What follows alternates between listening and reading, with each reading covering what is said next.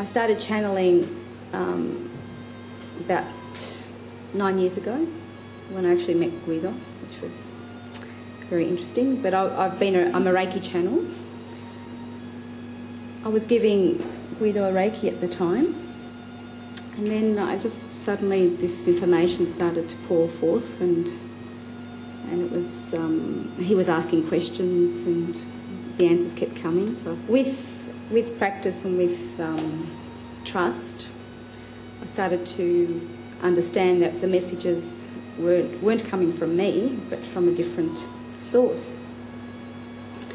And the language is quite different to the way I speak as well, because I'm not as loving as their messages are.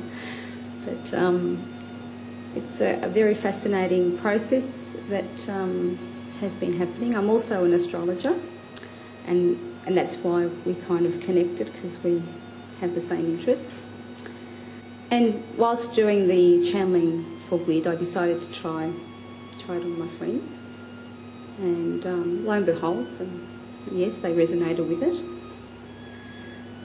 And because Guido's a physicist, he decided to ask questions about physics, which, like my brain, is totally physics orientated. And we came across this guide called, well, he called himself Master Sirelius, and the information that was coming through, Guido kind of verified. Channeling is receiving information. It's about communicating with other worlds or other spirits, other beings. Many of you are familiar with channeling at all? Yeah? Okay.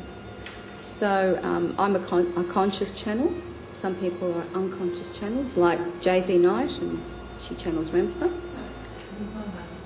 Oh, really? Fantastic. Okay. So I don't sort of get taken over by anything or anyone. And I call it Googling, spiritual Googling, so that if you want to ask a question, you just ask a question and it downloads some information. And sometimes it's the right information, and sometimes it's a little bit off, but you've got to take it as what it is for at the time of the when it's being asked. I think channeling has a lot of benefits because it helps people to understand themselves a little bit more. It touches a deep part of them.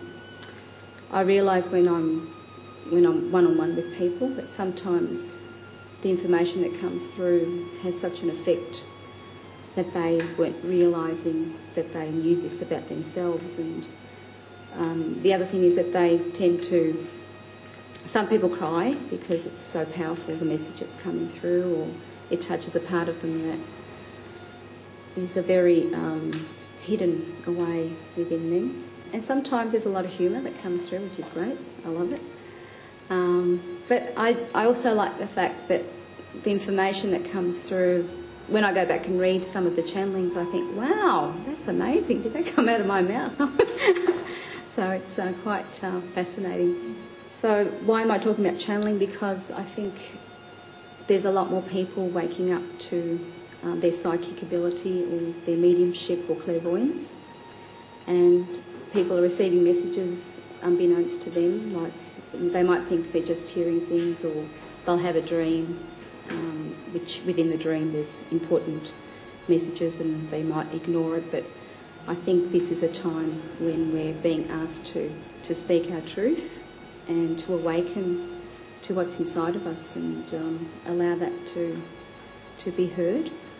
I guess it's also, the guides have also been asking that people talk more about these things so that there's more awakening happening, that people are getting into groups together and focusing on all these issues that, especially that we're leading up to 2012.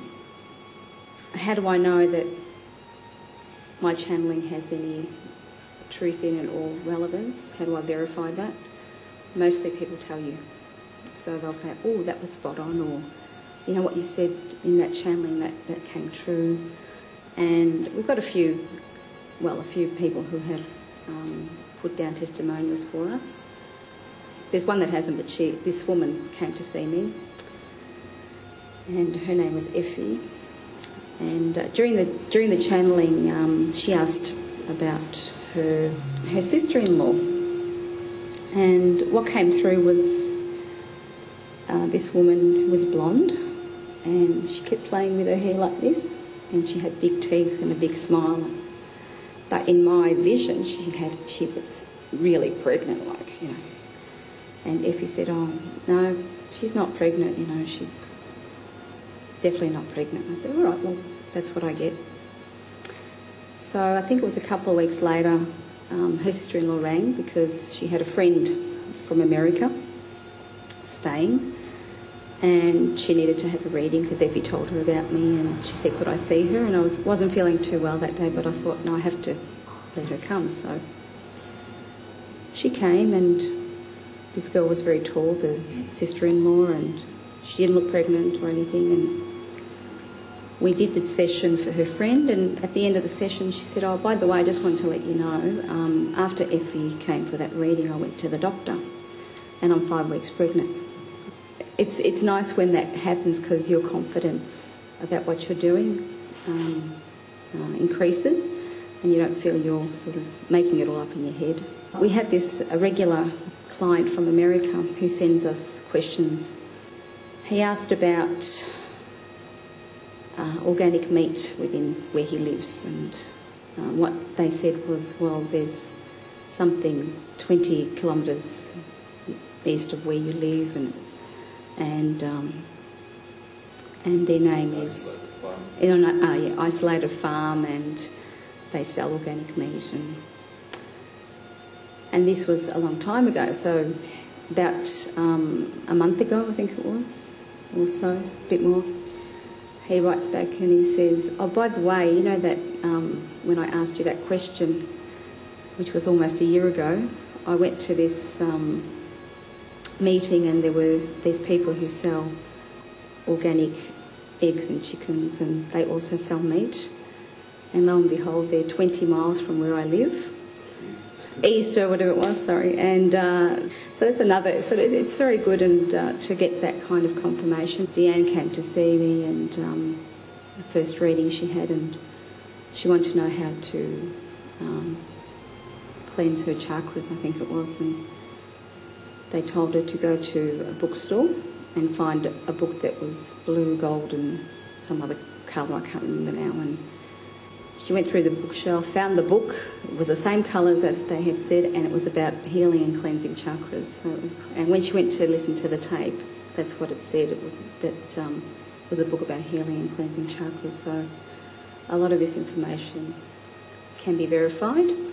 The process that I use when I channel is basically a bit of meditation beforehand, and I also like to chant, because it seems to raise the vibration or the energy in the room, and because I'm a singer, I suppose it kind of helps with the vocalisation, but I just feel very connected to the chanting. And then I just close my eyes because I sort of see better, but every now and then I open them, and of course there's pregnant pauses every now and then, so as information filters through. We're going to do a bit of a channeling in a minute, but at the beginning, of course, I was very doubtful about everything that came through because I'm a skeptic at heart. I don't really believe a lot of things. I have to verify them or make sure that it's real. But I am a true believer in the sense that I believe a lot of the things that have been hidden, like the UFOs and all that sort of stuff. So, but I do trust the information now that comes through. But at the beginning, it was very difficult for me because of this doubting myself and doubting that I had a gift. Learning to channel is basically taking the time. If you want to do that, it's taking the time every day to meditate and to become more in tune with yourself and what's inside of you, and practicing. But I'd like to do a channeling.